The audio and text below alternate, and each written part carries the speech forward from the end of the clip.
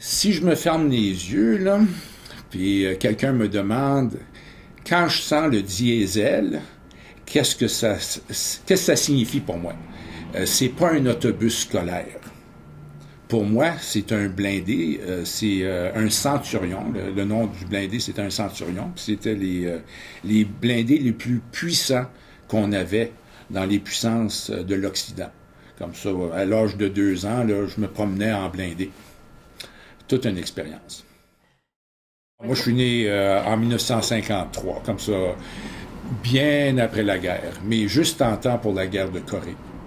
Est-ce que votre père a participé à cette guerre-là également?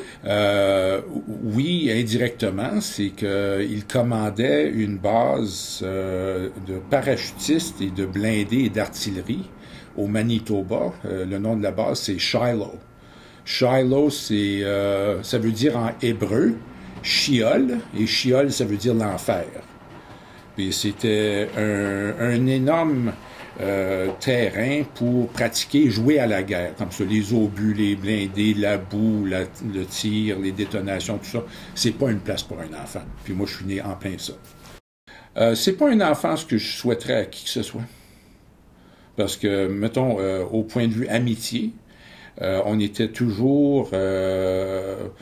tous les enfants dans les bases étaient toujours... on se séparait après 1 an ou 6 mois.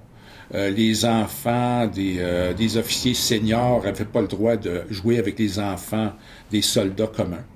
C'était à la British. Et même les fréquentations entre les femmes d'officiers, les femmes de sous-officiers, les femmes de soldats, ça se faisait pas. Donc, nous autres, les enfants, on avait très peu d'amis.